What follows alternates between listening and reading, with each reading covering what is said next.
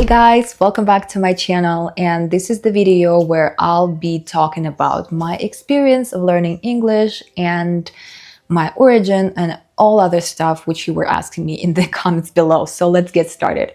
But before we dive into that, I just want to thank all of you who showed up and showed me their support and left so many beautiful comments below the last video. I did not expect that to happen, and I'm more than grateful for your support, guys. Thank you. Thank you for being so kind, and thank you for sharing this love and this peace in this, environment like the internet, which can be pretty toxic on the other hand, and I just didn't expect so many of you to be so kind. Really, I appreciate it a lot. First and foremost, where am I from? So many of you would ask this question. Some of you would think that I'm American. Some of you would ask me whether I'm Italian even. And for those who were asking me this question, it made me so happy because I really love Italy and my dream is to live in this country one day. So I was more than flattered to be considered to be the one. But unfortunately, I'm not. And if we talk about my origin, I am from the very small republic within Russia, which is called Ingushetia. And it's a very small republic. That's why I assume you have never heard of it, and it's totally fine. And why do I point it out? It's only because to give you some cultural context, even though I am from Russia as a country and I am Russian citizen, I am from a republic which is pretty much different from Russia, and I'm not Russian by ethnicity.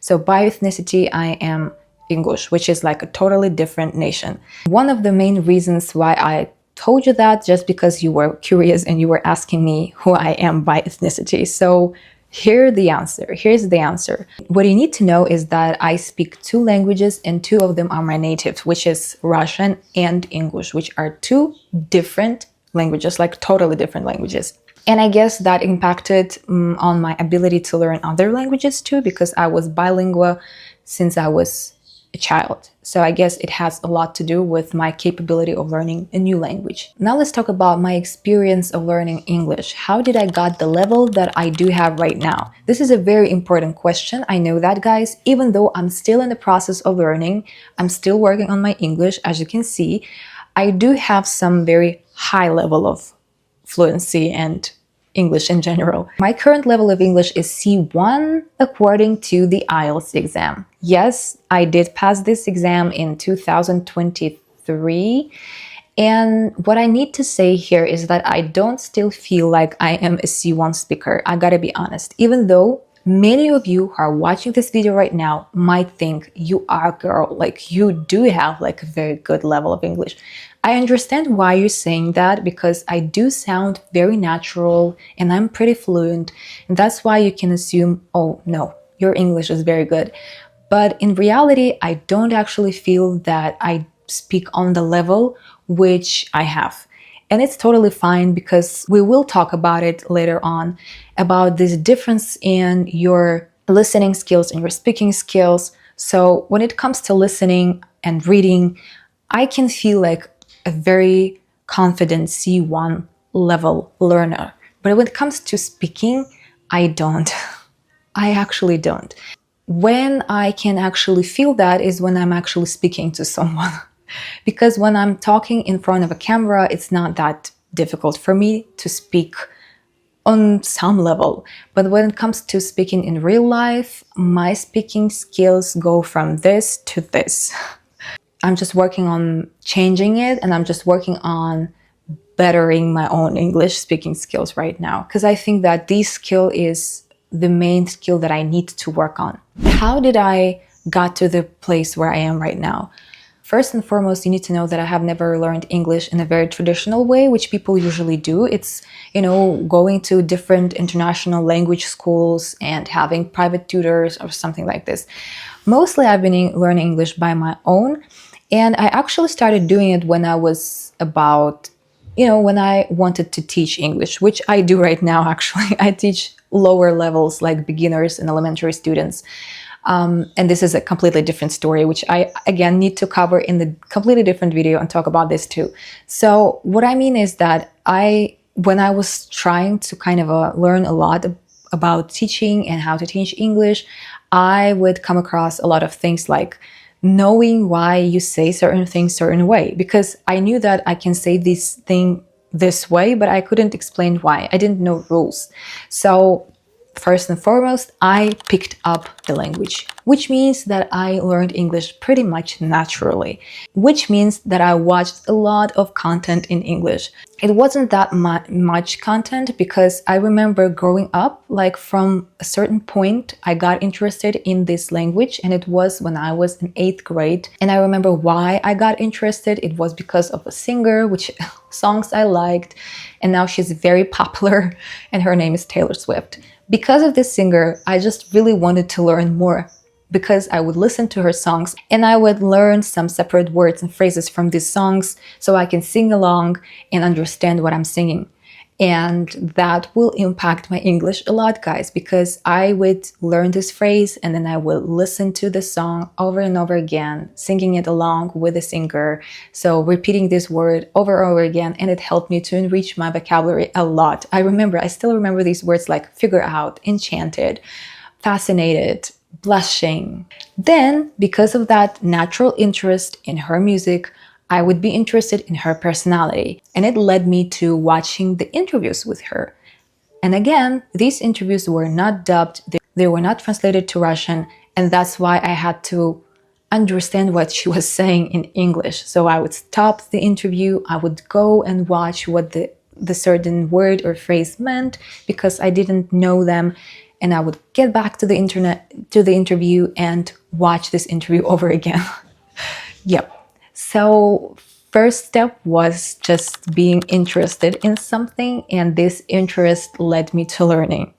Then I remember I had like summer holidays, and this was the only experience that I had going to some international school and learning English there. And it was only for 2 weeks. So at the beginning I said that I didn't learn it in traditional way at all, but what I meant is like this is the only moment in my life when I actually learned it properly. So it was only 2 weeks. It was in Kazakhstan, and it was an international school where they actually knew how to teach English. They would use this more than up-to-date methods, which is communicative method, and they would speak English with us. So that was huge. We would use these different books like Murphy's Grammar in Use, which is a very popular book, and I love this book, and I recommend it to everyone who wants to learn grammar and understand English grammar, because I remember how back in school we would, learn this present simple tense over and over again, but I would never understand what it is actually and how to use it. And I didn't know the meaning of it, honestly.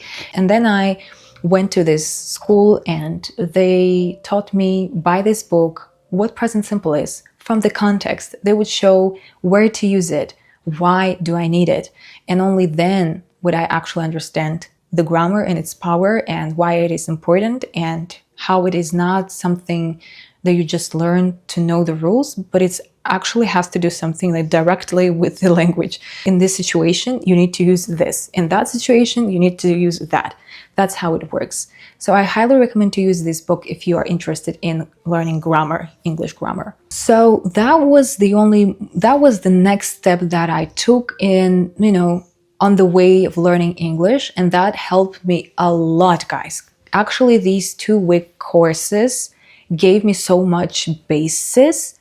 It gave me so much foundation that I could use it and actually do something by myself and learn something. As I said, I was interested in music, songs, like listening songs in English, and it helped me a lot.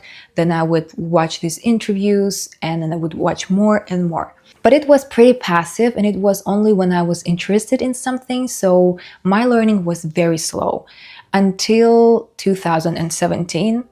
In this year, I remember I decided to start teaching English, and it was like a breaking point for me, because from that moment I understood that whether I like it or not, whether I like the topic, the grammar rule, the video, I need to watch it because there is something that I need to learn from this video. That was the very first time when I actually started following different YouTubers out there. One of the first YouTuber whose videos I would watch a lot was Lucy. If you know her, I think you know her. Now she's very popular. Back then she was popular too, but she had like way less followers.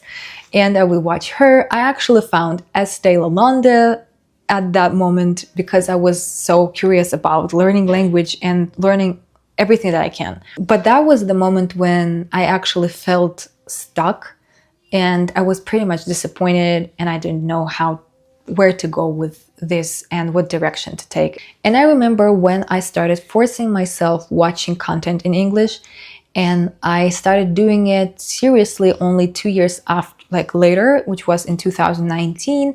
I started forcing myself to watch movies in English.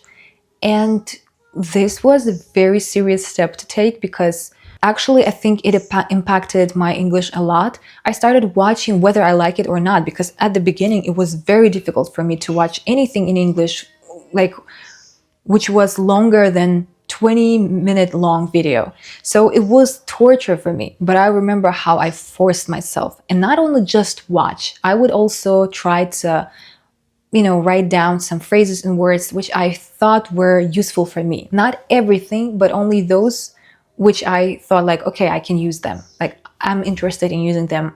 Actually, when I speak, I use this phrase a lot or this word a lot, but I don't know it in English. These were the phrases and words that I would pay more attention to, and I would write them down. I would do different flashcards with them. I would have like a dictionary. I remember that. I didn't have it all. I also had this like mobile app, which now there are so many of them, but back then there weren't. And I would use this mobile app and add all these words there and try to learn it from this word mobile app. And whether I was standing in a queue or I was waiting for someone or I was on any public transport, I would practice my English using this app. So I would do something and I would try my best. I would start my reading books in English, which was pretty new and again, difficult, boring, tiring, exhausting for me. But I would force myself. And it doesn't mean that I read thousands or even 10 books, but even this step and that step and, all these little steps on working on my vocabulary, reading something, watching something in combination, like combined, they led me to some results. But at that moment, I didn't notice. I wouldn't notice anything. I was so frustrated. I thought that I'm stuck, that everything is pointless, that I'm watching, I'm reading, but I still can't speak. And all this effort is just in vain. That was something that I thought back then, but only years after was I able to notice how much changes I've made and how much impact it had and how I underestimated my own efforts, my own work. And it's totally fine. It's okay. When you feel that you're stuck and nothing is helping and you're not doing enough, it's totally fine, but it doesn't mean that it is that way. You're not objective here. Trust me, you're not. I really want to highlight this thought. Guys, don't give up. Whatever you're doing right now, you're on the right way. Anything which you're doing, any practice, shadowing, just watching videos, reading, or speaking every single day with your own self, or if you have any speaking pals, speaking with them, everything will give you results at the very end. So just don't give up. So cheer up, let's do it together. And I hope that this channel will help you to achieve the goal that you set, and we can do it together. And if you like this video, don't forget to subscribe, like, leave the comments below, share, do whatever it takes to help me to grow this community and to make this channel even better.